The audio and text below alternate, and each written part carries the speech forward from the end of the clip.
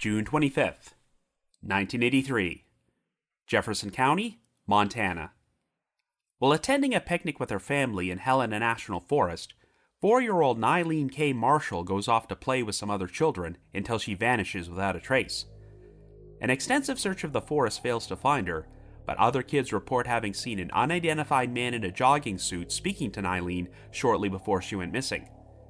Over 2 years later, the authorities receive a series of anonymous letters and phone calls from a man who claims to be raising Nyleen, but he is never identified and Nyleen cannot be found. After that, the trail went cold.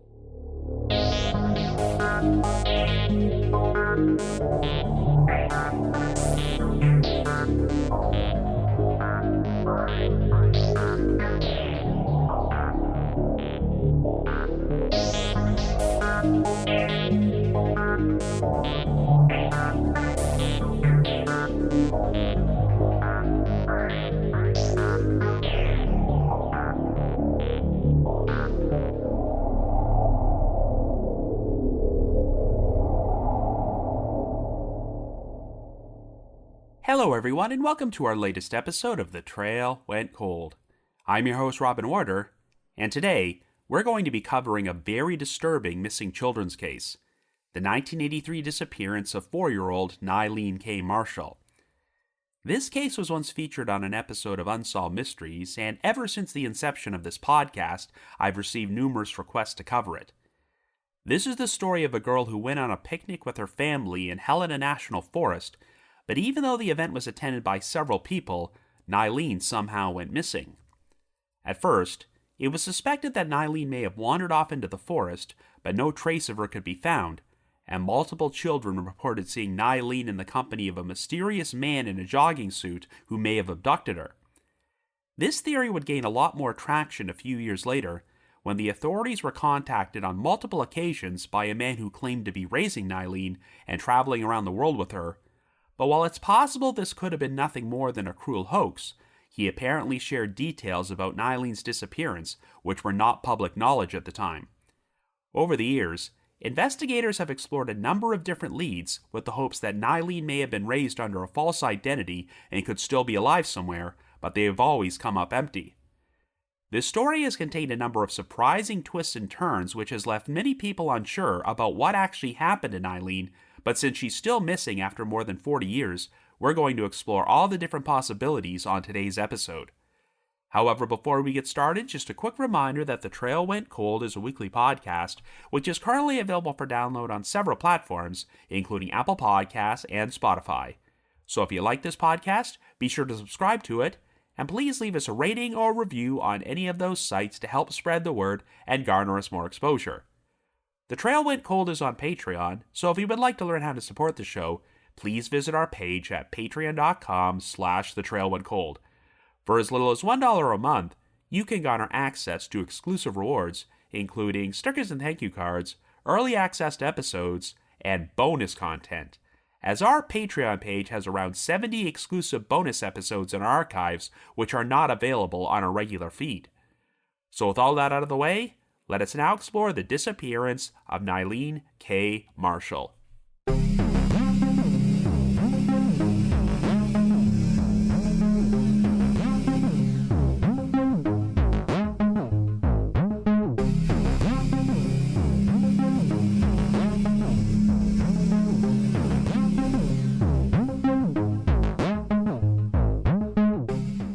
Our story begins in Montana in 1983, and our central figure is 4-year-old Nyleen Kay Marshall. Nyleen's birth parents are Nancy and Bill Briscoe, who also had a son named Nathan, who was 2 years older than Nyleen. But the couple would divorce shortly after she was born. Nancy soon got remarried to a man named Kim Marshall, who legally adopted Nyleen, and they went on to have a daughter named Noreen. At this particular point, the Marshalls live in Alhambra, a subdivision located in Jefferson County, which is 1 mile south of the unincorporated community of Clancy and not too far from the state capital of Helena. On the afternoon of Saturday, June the 25th, the Marshalls attended a picnic at a campground located in Helena National Forest near the Elkhorn Mountains. The picnic was an event for ham radio operators sponsored by the Capital City Radio Club, and Kim was one of their members, and several other families would also be in attendance. At around 4 p.m., Nyleen went out to play with some other children who were catching frogs near the beaver dams in Maupin Creek, a spot which was less than 100 yards from the campground. If you search through various news articles, you'll find differing accounts about the circumstances of how Nyleen went missing, but one version is that she was being watched by a 13-year-old girl. The story goes that this girl briefly left Nyleen alone in order to go back to the campground, but by the time she returned to the spot, Nyleen had gone missing. After the authorities were notified about Nyleen's disappearance, a massive search effort was performed of Helena National Forest by law enforcement, rescue workers, and a number of volunteers, and tracking dogs and a helicopter with a heat-sensing device would also be utilized. At the time she went missing, Nyleen was barefoot and only clad in a yellow t-shirt and shorts, and since thunderstorms hit the area and temperatures dropped during the search, there was fear that Nyleen would not survive in the elements. The search involved navigating through thick undergrowth, and some abandoned mine shafts were checked in order to see if Nyleen might have fallen into one. A pond in the area was also drained, but it turned up nothing. Investigators were initially not inclined to believe that an abduction or foul play took place, since the campground was very remote and isolated, and most of the people attending the picnic were friends and acquaintances of the Marshall family. However, 5 days after Nyleen went missing, various children started reporting that they had seen her in the company of a mysterious man in a purple jogging suit right before she vanished. 2 girls said they walked past Nyleen as she was sitting by the creek and saw the man emerge from behind a tree. They did not recognize this man as being a part of the picnic group, and as they walked off, they overheard Nyleen saying to him, quote, "My brother can run faster than you." An 8-year-old girl reported that she had passed by Nyleen and noticed a man in a jogging suit standing near her. The day after the 8-year-old shared this story, a 6-year-old boy would report having seen this man speaking to Nyleen and trying to convince her to play a game called Follow the Shadow, which involves walking behind someone and staying within the outlines of their shadow while you follow them. But after that, neither Nyleen nor the man were ever seen again. The 8-year-old and the 6-year-old both said that the man tried to speak with them, but one of the kids just ignored him, while the other got scared and ran away. Even though these children waited days to come forward, the Marshall family found their accounts to be credible because, as far as they knew, the kids did not know each other and had not spoken beforehand, yet their stories were very similar. The original search effort failed to turn up any trace of Nyleen or any evidence of what happened to her, but it was finally called off after 10 days. In spite of this traumatic ordeal, Nancy and Kim Marshall decided that they wanted to use their experience to help others, so they eventually created a non-profit search dog corporation called Big Sky Rescue Dogs. This organization would train dogs to track human scents, as these types of dogs were not available during the original search effort for Nyleen, and her family felt that things might have turned out differently if they were. 9 months after Nyleen vanished, the Marshalls also brought in Dr. John Watkins, a psychology professor from the University of Montana, to perform hypnosis on 7 witnesses who were at the picnic to see if they could provide any more details about the mysterious man in the jogging suit. The Marshalls felt that enough information was collected from these hypnosis sessions to confirm that this man did exist and had been near Nyleen. A police composite artist sat in during these sessions, and based on the various descriptions he heard, he was able to create a composite sketch for the man, but he still could not be identified. Over the next 2 years, investigators would explore a number of different leads, including the discovery of a photo of a girl who appeared to have been beaten and happened to resemble Nyleen. Details are vague, only that this photo was found alongside some other photos at a place where a potential suspect had been. The photo of the girl was given to the National Center for Missing and Exploited Children, aka NCMEC, but even though they cannot positively identify her as Nyleen, they did tell the Marshalls that the girl looked more like her than any of the other missing children they had in their database. On November the 27th, 1986, the NCMEC received an anonymous phone call from a man who claimed that he had Nyleen.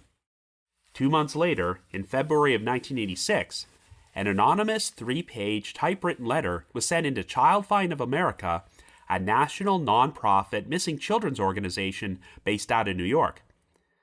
The letter was postmarked from Madison, Wisconsin, and had been written by someone claiming to have taken in a girl named Kay, which of course was Nyleen's middle name.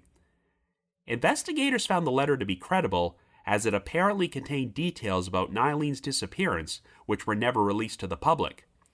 To this day, the full contents of the letter have still not been made public, but here are some excerpts which have been released. The first one, quote, "I didn't want their person to try and get information from her. All I could tell them was that she was okay. I hope Childfind can get the following back to her family. I picked Kay up on the road in the Elkhorn Park area between Helena and Boulder. She was crying and frightened, and as I held her, she was shaking, and I decided that I would keep her and love her. I took her home with me. I have a nice investment income, and I can work at home, so I care for her myself all the time. I teach her at home, and she likes to go with me when I travel. Her hair is short and curly now, and she is really grown. She is about 45 inches and around 50 pounds. She has all 4 of her permanent upper and 2 of her lower incisors at this time. She takes a bath and brushes her teeth every day. She eats well. Her favorite meal is pizza and cherry." End quote. Here is another excerpt in which the writer describes his frequent travels with Kay. Quote, "She would gladly recount to you trips to San Francisco, New York, Oklahoma City, New Orleans, Nashville, Chicago, Puerto Rico, and Canada. We were even in Britain for a month last year, and she loved it. Nobody questions passports." End quote. And here's our final excerpt, though be forewarned, the first part I'm about to share is incredibly graphic and disturbing. Quote, "It is, or where it comes from, only that I get it from the bathroom every morning. It is actually a spoonful of my semen. It doesn't affect her physically. I have never molested her in any other way. She is a sweet little girl, and it is because of how much I have grown to love her that I realize how much her family must miss her. But she has adjusted and seems happy. She trusts me and isn't afraid. We play a lot, and she laughs when we clown around. She smiles and acts coy when I tease her. She giggles when we snuggle and hugs me sometimes for no apparent reason. I love her and I have her. I just can't let her go." End quote. Over the course of the next few months, Childfind of America received 2 more anonymous letters which were postmarked from Madison, as well as 2 more anonymous phone calls from a man claiming to be the author, and he apparently shared enough details to indicate this was true. The FBI would trace these calls to a phone booth in the town of Edgerton, which is nearly 30 miles southeast of Madison, but all communication from the man ceased after May of 1986. Like I mentioned earlier, a lot of information from these letters continues to be withheld from the public, but one detail which was released is that the author claimed that his parents and 9-year-old sister were once killed in a car accident. In June of 1990, Nyleen's uncle learned about another unsolved child abduction in a different part of the country and saw 2 composite sketches of an unidentified man and woman who were wanted for questioning in that case. The uncle became convinced that he saw this couple in Helena National Forest during the first day of the original search effort for Nyleen, but while these composites were also circulated in relation to her disappearance, the lead did not go anywhere. However, on November the 21st of that year, Nyleen's story would be featured on an episode of Unsolved Mysteries, and it featured a computer-enhanced image of what Nyleen might look like at age 12. After the episode aired, the show's telecenter received hundreds of new tips, but one of them really stood out and would soon lead to a truly unique update.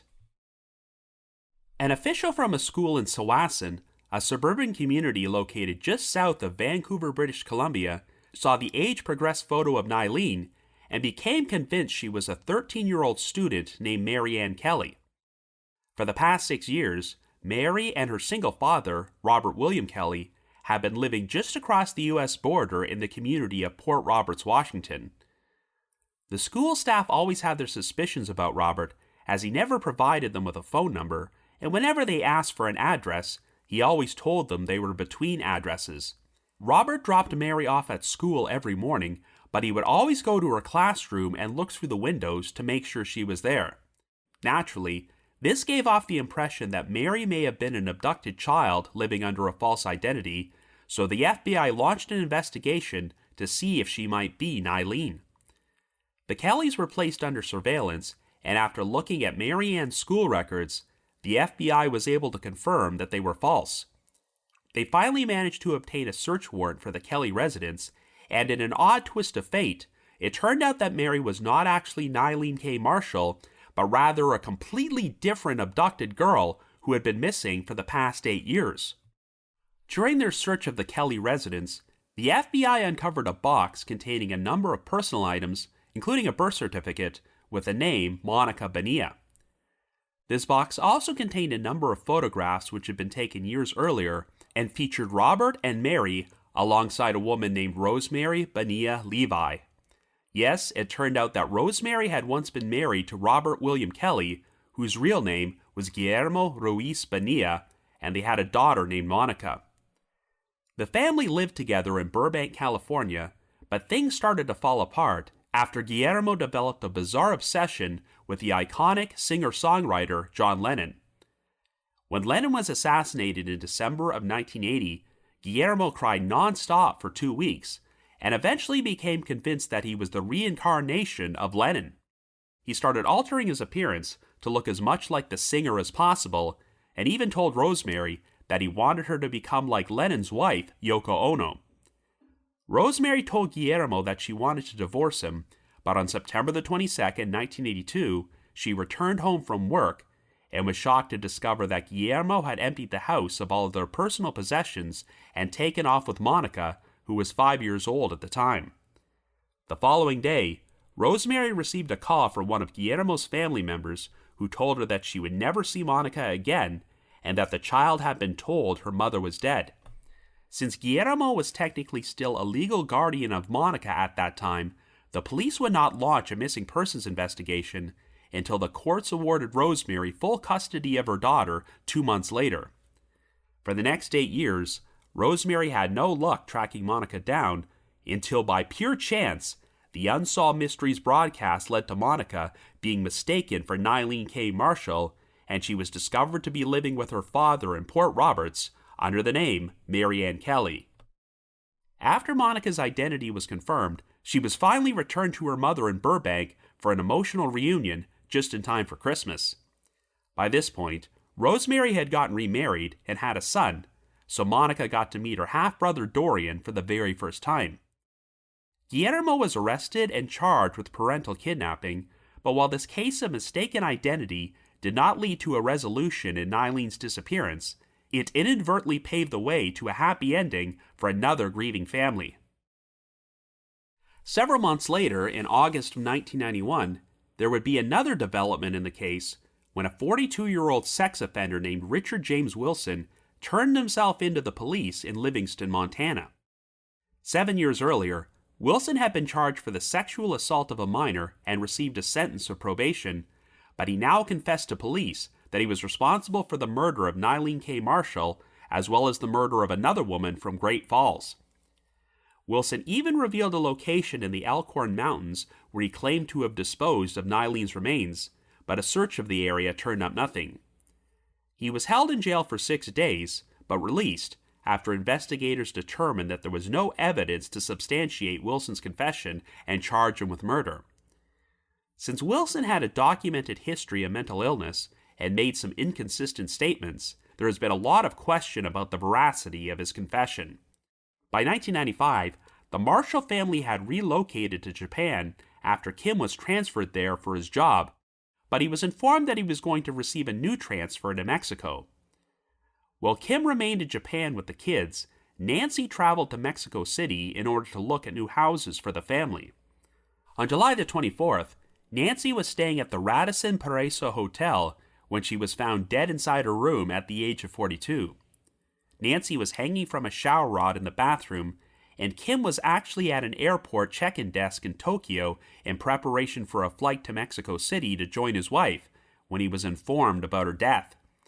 Believe it or not, even though Nancy was found hanging with her hands tied behind her back and was bruised and beaten, the Mexican authorities ruled her death to be a suicide.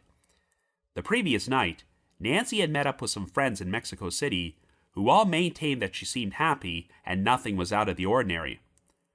Her hotel room door had been kicked in, and her wedding ring, watch, and a bottle of perfume were missing, though money and other valuables that she had placed inside a safe were still there.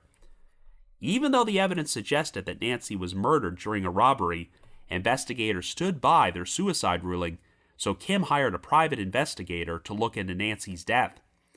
Kim was left so enraged by the situation that he got the U.S. State Department involved, and the Mexican authorities agreed to change the status of Nancy's case from suicide to undetermined and under investigation.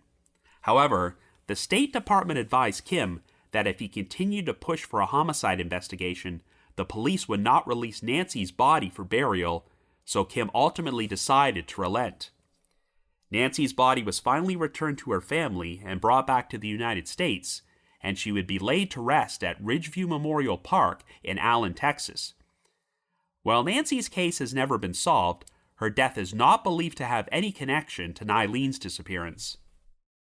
In June of 1998, there would be an announcement about another major development in the investigation.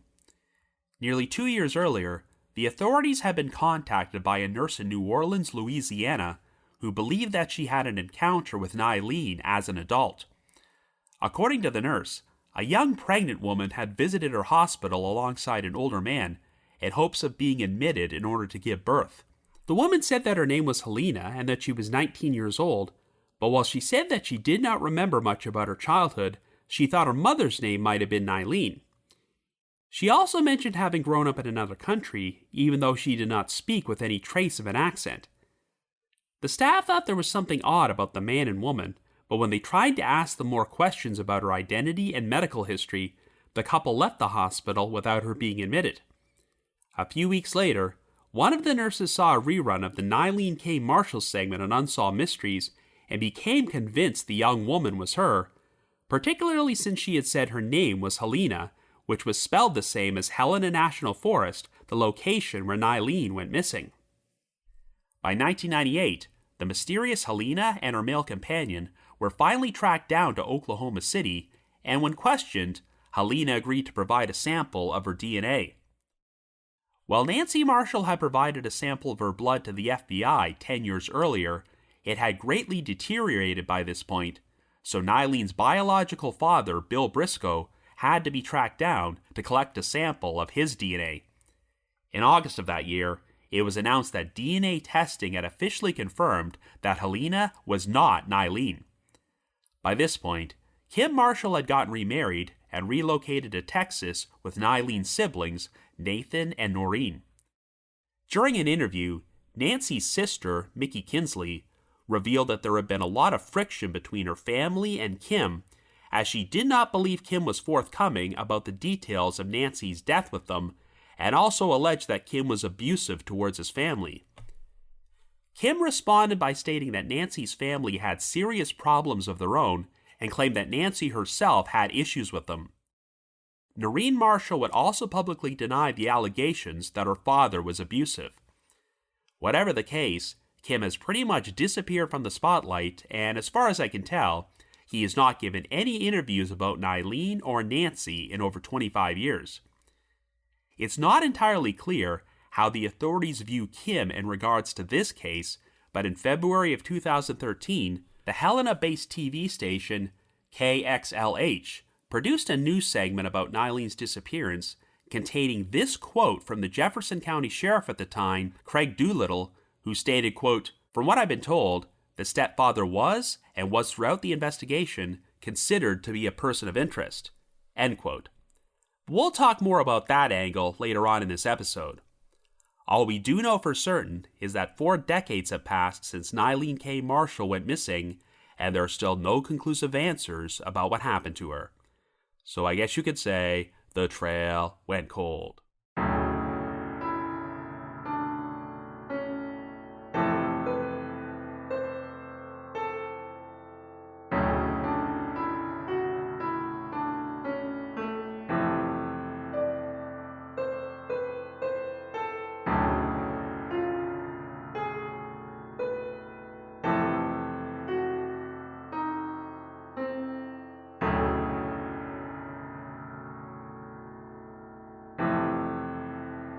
So I first became familiar with this story when it was featured on Unsolved Mysteries in 1990, and based on the presentation of their segment, there was no reason to believe that Nyleen Kay Marshall's disappearance was anything other than a stranger abduction. However, the more you research this story, the more you realize that the idea of Nyleen wandering off into the forest and dying of exposure is not completely impossible. When Nyleen originally went missing back in 1983, her disappearance and the subsequent search effort received a ton of media coverage, but the authorities openly stated that they found it unlikely that foul play had taken place. This ham radio operator's picnic took place in a pretty remote area, and most of the people in attendance were friends and acquaintances of the Marshall family who would not seem to have any reason to harm Nyleen. At first glance, it appeared that the odds of some random stranger coming across Nyleen in the forest and being able to abduct her undetected would be pretty small. If you search through the newspaper archives from 1983, you're not going to find any mention of the mysterious man in the purple jogging suit. In fact, the first time I've seen him get mentioned is 2 years after the fact in the July 28, 1985 edition of the Helena-based newspaper, The Independent Record. Not only that, but it's Nancy and Kim Marshall who bring up this man during an interview rather than anyone from law enforcement.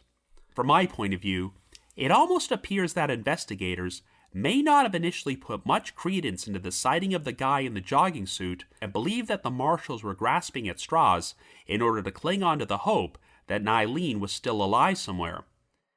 It was surprising to read that it was the Marshalls who brought in a psychology professor to perform hypnosis on some witnesses who were at the picnic that day, since that's the sort of thing which is normally done by law enforcement. Based on these witnesses' memories, a composite sketch was created for the man in the jogging suit, but surprisingly, I have not seen this sketch anywhere in either contemporary or modern media accounts of this case. We're talking about a suspect who was accused of potentially abducting a 4-year-old, so you would think that this sketch would be circulated everywhere. So once again, this makes me wonder if law enforcement did not find the eyewitness accounts of the man in the jogging suit to be credible.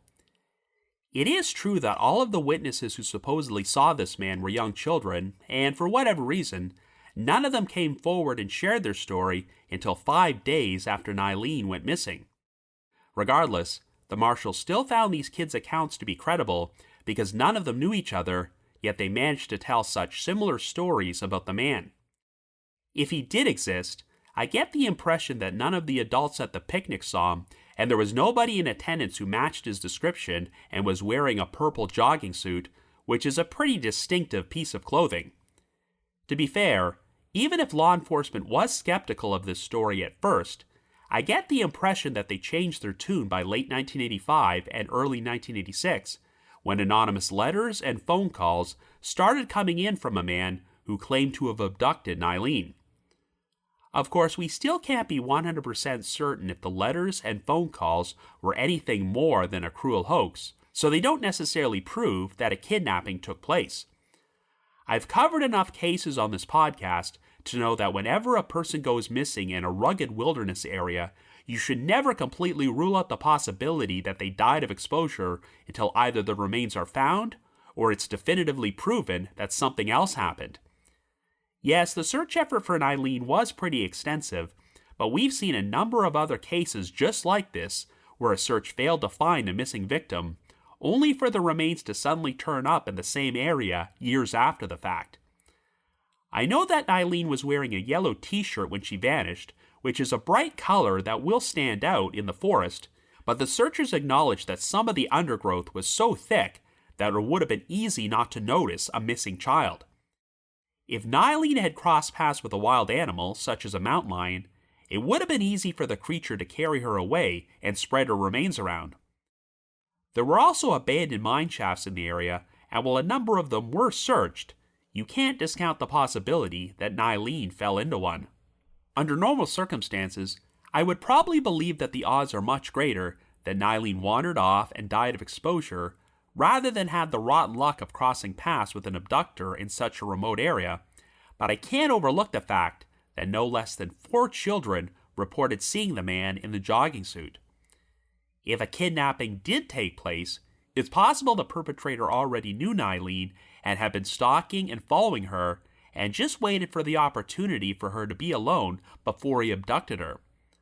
Alternatively, maybe this guy knew there would be a number of children attending the picnic that day and was not scouting for any particular victim and just decided to abduct the first child he saw who was not in the company of adults.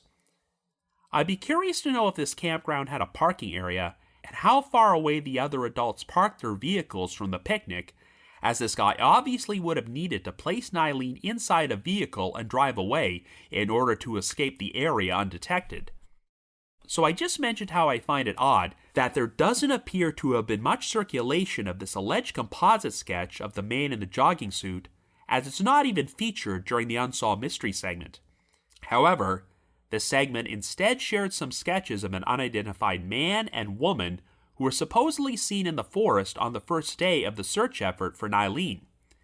As you might recall, in June of 1990, Nyleen's uncle saw these sketches of the couple, who were potential suspects in another missing children's case from a different state, and became convinced he saw this man and woman during the search. This part of the case has always driven me nuts because I'm also pretty sure I've seen these sketches before, possibly while browsing through random profile pages at the Charlie Project, but I've been unable to figure out which missing children's case they're from. While it's definitely not unprecedented for criminals to sometimes return to the scene of the crime and participate in the searches for their victims, I'm not sure how much credence I would put into this lead. The people in the sketches look like your standard generic white male and white female, and there's nothing particularly distinctive about them, so unless they did something to really stand out back in 1983, I'm not sure why Nyleen's uncle would look at these sketches and suddenly remember them 7 years after the fact. Since I have not seen this lead involving the couple get mentioned anywhere else besides Unsolved Mysteries, I don't think it's all that significant, but once again, why would these sketches get airtime and not the sketch of the man in the jogging suit? So now we have to talk about the anonymous letters and phone calls from Nyleen's alleged abductor. It's been reported that one anonymous phone call was made to the National Center for Missing and Exploited Children in November of 1985, while Child Find of America received a total of 3 letters and 2 phone calls during the first half of 1986. These letters and phone calls all originated from Madison, Wisconsin and the surrounding area, but while the exact contents of the calls and 2 of the letters are unknown, there was apparently enough specific information revealed to indicate that the writer and the caller were the same person. And while we've seen excerpts of one of the letters, its full contents have never been released to the public. Law enforcement has confirmed that the author shared details about Nyleen's disappearance which were not public knowledge and convinced them he might be genuine. Even though we still don't know what these details are, I think this is the main reason that investigators started seriously considering the possibility that Nyleen was abducted rather than simply wandered off and died of exposure. It goes without saying that the passage where the writer claims he gives Nyleen a spoonful of his semen is one of the most disturbing things I've ever seen in a missing children's case. The Unsolved Mystery segment does not actually mention this detail or call attention to it, but they do display a section of the real letter on screen while describing some of its other passages, and the section about the semen just happens to be on display near the very top.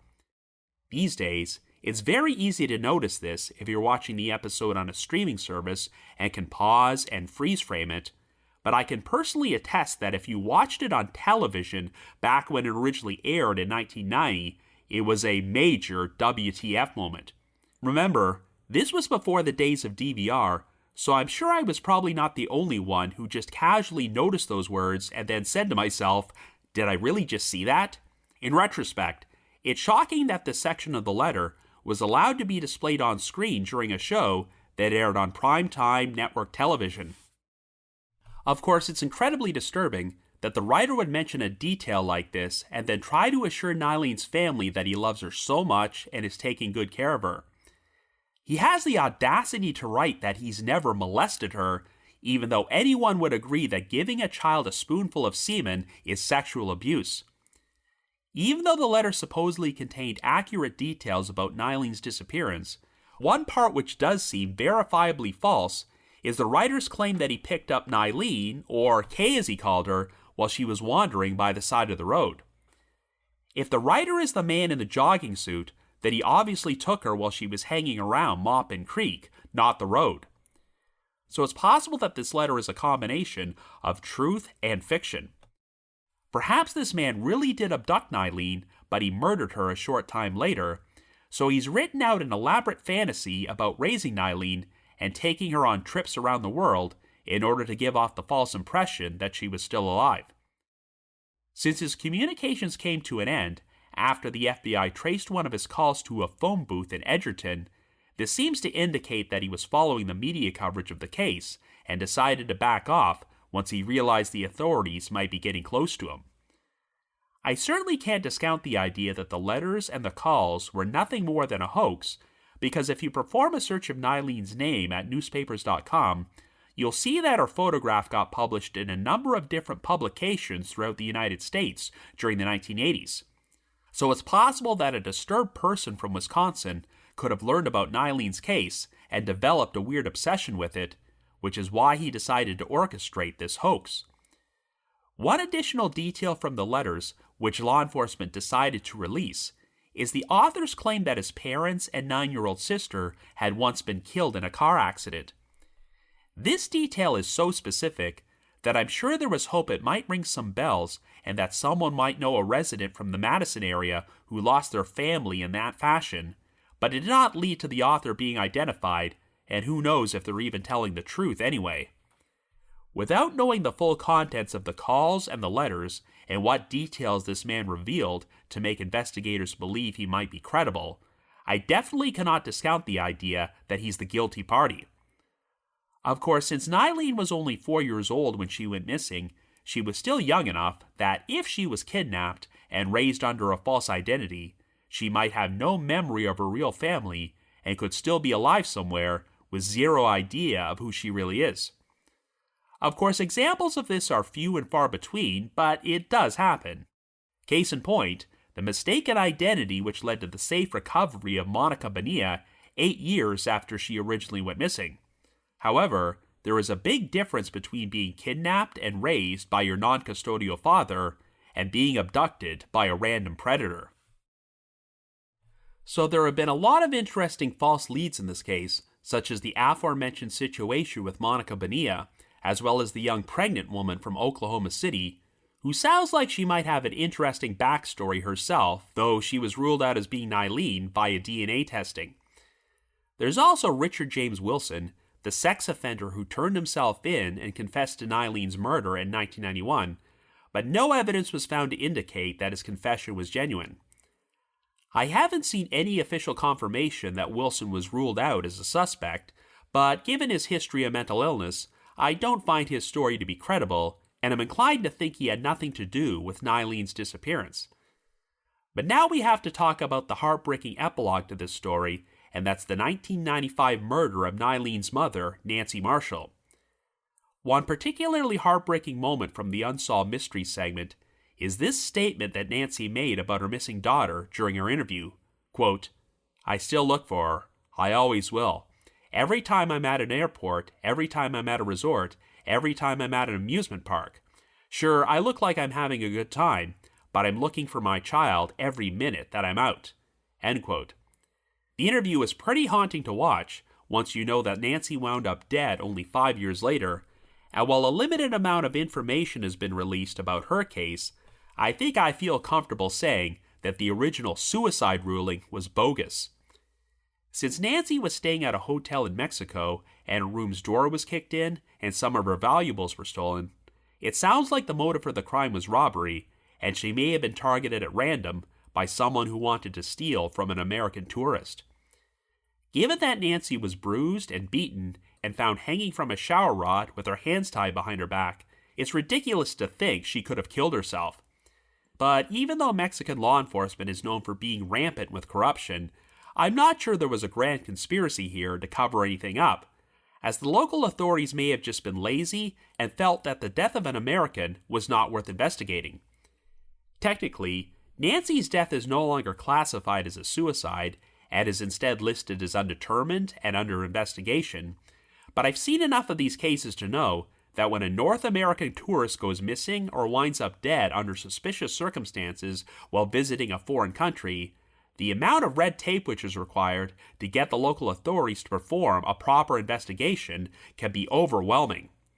So sadly, I don't have much faith that Nancy's murder will ever be solved. But I don't believe her case has any connection to Nyleen's disappearance, as it's probably just a horrible coincidence that this family has experienced so much tragedy. So now we have to discuss the major elephant in the room in regards to this case, and that's Kim Marshall. On June the 28th, 1998, the Helena Independent Record published an extensive article about Nyleen's disappearance and Nancy's death, which revealed that there was some major friction between Kim and Nancy's side of the family, who alleged that Kim was abusive and not telling the full truth about what happened to Nancy. Indeed, if you research this case online, you're going to find a lot of uncorroborated rumors and innuendo about Kim on various forums and message boards. I won't go into too many specific details, but long story short, not only has Kim been accused of arranging Nancy's murder in Mexico City, but he's also been accused of being responsible for Nyleen's disappearance. Now, I should confirm that law enforcement has never publicly directed any suspicion towards Kim, aside from the aforementioned news segment from 2013, where Jefferson County Sheriff Craig Doolittle stated, quote, "From what I've been told, the stepfather was, and was throughout the investigation, considered to be a person of interest," end quote. Even though Kim was technically Nyleen's stepfather, he did legally adopt her after he married Nancy, as it sounds like her birth father, Bill Briscoe, played no role in Nyleen's life at all. And it's worth noting that some of the more unsavory comments I've seen about Kim online were made by individuals from Bill Briscoe's side of the family who may have their own agenda. While Kim was not interviewed during the Unsolved Mystery segment, he did do some newspaper interviews alongside Nancy in 1985, in which they announced the creation of their non-profit search dog corporation, Big Sky Rescue Dogs. The fact that Kim and Nancy were able to find a way to use their traumatic experience to help others definitely sounds like something you would expect from the bereaved parents of a missing child, rather than someone who may have been directly responsible for what happened. The last time I've seen Kim get interviewed was in that Helena Independent Record article from 1998, and while he acknowledged that there were issues between himself and Nancy's family, I did get the impression that he was genuinely devastated and frustrated by her death and the lack of a proper investigation. We have also never heard anything from Nyleen's older brother Nathan, who was the biological son of Nancy and Bill Briscoe, and haven't heard much from Nyleen's younger half-sister Noreen, who was Nancy and Kim's child. The only interview snippet I've seen from Noreen was in that Independent Record article, where she denied the allegations from her maternal aunt that Kim was abusive, stating, quote, "My father has never laid a hand on us. It really angers me. My father has been supportive of Nathan and I, and done whatever he could for us," end quote. While I certainly won't discount the possibility that there may have been issues during the Marshalls' marriage, the biggest problem with the idea of Kim being responsible for Nyleen's disappearance is trying to figure out the logistics of how he could have done it. Theoretically, if Kim was guilty, not only would he have to kill Nyleen at an event attended by several people, but he would also have to dispose of her body so thoroughly that it hasn't been found in 40 years. While I don't know Kim's exact alibi during the time period Nyleen went missing, I have to think that if he suddenly disappeared from the campground for an extended period of time and no one was able to account for his whereabouts, people would have noticed. While we have one vague comment from law enforcement about Kim being a person of interest, I have to think that if he did not have an alibi, investigators would have been a lot more vocal about their suspicions of him. I mean, compare this to the episode I released 2 months ago about the 1991 disappearance of 2-year-old Tommy Gibson, as one of the reasons his father became the prime suspect is because he decided to go off on his own while the search effort was taking place and could have conceivably been using this time to dispose of his son's body. Like I mentioned earlier, in the days following Nyleen's disappearance, law enforcement publicly expressed their belief that they did not believe foul play took place, and I somehow doubt they would be holding this attitude if Kim had done anything to raise red flags. So yeah, I have no idea where these allegations against Kim are coming from, and unless I hear some information about concrete evidence which implicates him, I'm going to operate under the assumption that he had nothing to do with Nyleen's disappearance. And remember, it's possible that there was no foul play here at all, as Nyleen very well could have wandered off into the forest and died of exposure, and her remains have just never been found. However, given that law enforcement eventually put most of their energy into focusing on a stranger abduction scenario, I do think that option is probably the most likely. If it was only one kid who reported seeing the mysterious man in the jogging suit, I might be more skeptical, but if multiple children saw him, and all provided similar stories without speaking to one another, I think that's a good indication that this man did exist and managed to lure Nyleen away from the campground so he could abduct her. Well, part of me still wonders if the anonymous letters and phone calls might have been the work of some cruel hoaxer who wanted to torment the Marshall family. I need to reiterate that the full contents have never been released publicly, and the letters apparently contained information which convinced law enforcement that the author was genuine. Given how many years have passed without any strong leads in this case, part of me wishes that investigators would release more information, but these details they are withholding may be essential at weeding out false confessions. I guess the best case scenario is that if this man did keep Nyleen alive and raise her into adulthood, she might still be alive out there somewhere under a false identity and will turn 46 years old this coming September. Unfortunately, I think the odds are that she's no longer with us, but perhaps someday, DNA testing and genetic genealogy can pave the way to a definitive resolution in this case. So if you happen to have any information about the disappearance of Nyleen Kay Marshall, please contact the Jefferson County Sheriff's Office at 406-225-4075. That's 406-225-4075. But if you just have your own thoughts about what happened, feel free to leave me a comment or send me an email to robin.warder@icloud.com. That's robin.warder@icloud.com.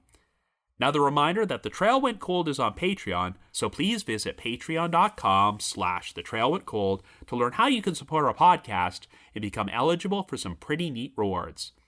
Over the past 6 years, our Patreon page has released around 70 exclusive bonus episodes, which are all currently available in our archives for our patrons in tiers 2 and 3. This past month, I released a bonus episode about 2 separate boating mysteries which were featured on Unsolved Mysteries: the disappearances of the Liebling and the Antigua. I've also dropped an exclusive bonus episode from my spin-off podcast, The Path Went Chilly, in which myself and my 2 co-hosts, Jules and Ashley, cover yet another case which was featured on Unsolved Mysteries, the 1991 murder of Jamie Santos. And for our patrons in Tier 3, I've recorded another new audio commentary track which can be played over a classic episode of Unsolved Mysteries, and we now have over 60 of these commentary tracks in our archives. I'd also like to give a shout out to our most recent listeners who have signed up with us on Patreon these past few weeks, and they are M, Tanya C, Giovanni A, Athena B, Camille F, Katie H, and Joe E. Thank you all so much for your support. I just wanted to remind everyone that later this year, The Trail Went Cold will be traveling to London to appear on Podcast Row at the CrimeCon UK event, which is taking place at 133 Houndsditch on September the 21st and 22nd. If you would like to purchase tickets, we have a specialized promo code to get a 10% discount, so please visit crimecon.co.uk and use the promo code COOL24. Once again, that's crimecon.co.uk, and the promo code is COOL24 for 10% off tickets to both events.